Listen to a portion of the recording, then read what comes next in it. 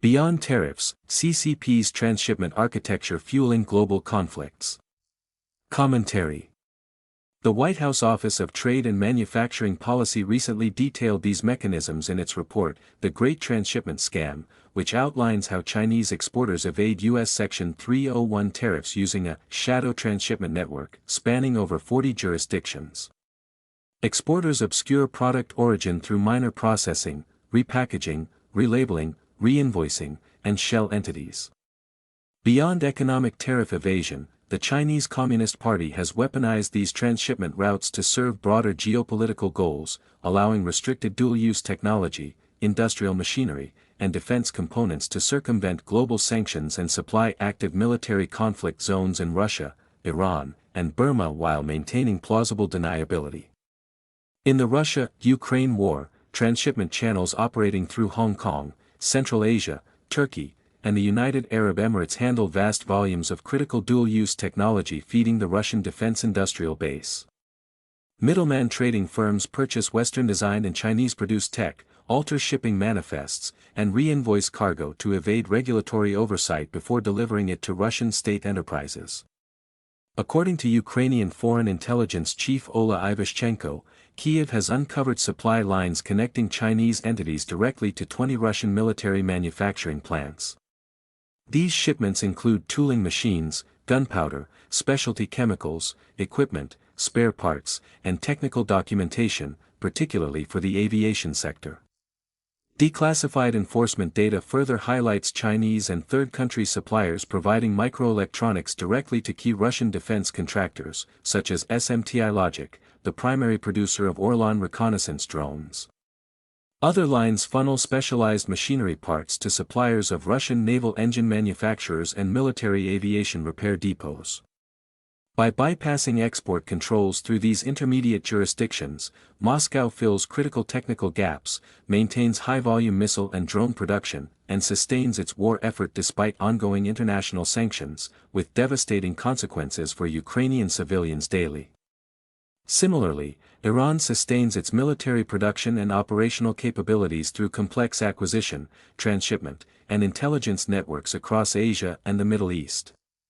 To bypass international export controls and sanctions, agents affiliated with Iran's Ministry of Defense and Armed Forces Logistics established disposable front companies, primarily in Hong Kong, to source regulated dual-use items, including microchips, sensors, guidance gyroscopes, and engine components.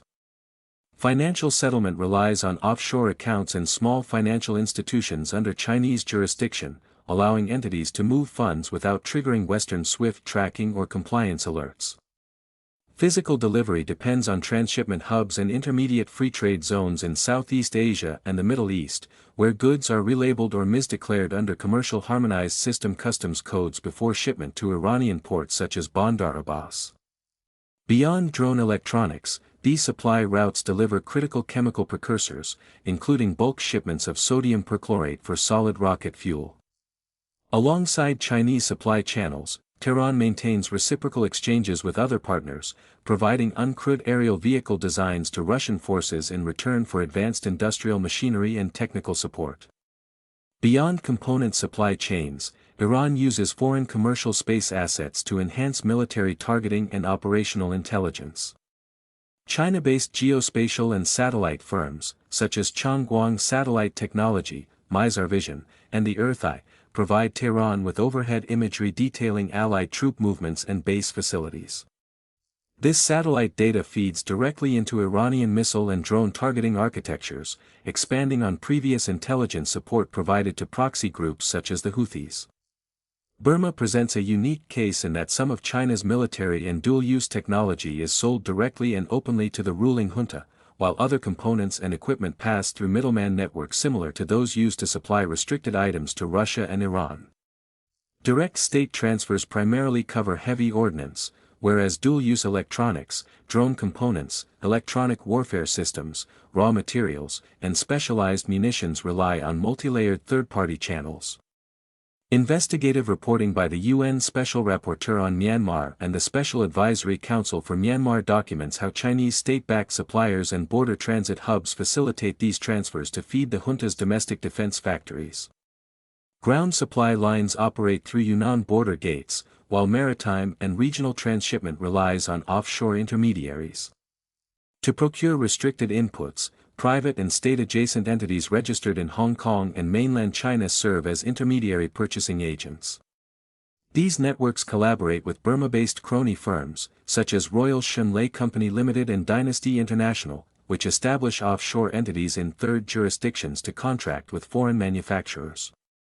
Dual-use equipment, machinery, and raw manufacturing inputs are routinely imported under civilian commercial declarations to conceal their military end use at junta defense facilities. Once delivered to these defense facilities, imported components and knockdown kits are assembled, remarked, or repainted as locally produced Burmese equipment, obscuring their foreign origin. Beyond pure procurement, Beijing selectively opens or restricts overland border corridors to exert strategic leverage over the junta, calibrating trade flows based on regional stability, the activity of ethnic armed organizations, and the security of Chinese infrastructure projects. While Beijing officially prohibits direct lethal military aid, it tolerates domestic commercial space vendors, regional brokers, and corporate front entities providing technological and reconnaissance inputs. This arrangement allows Beijing to maintain formal diplomatic distance. However, because Chinese regulatory authorities retain the oversight required to halt these exports, their continuation indicates state complicity.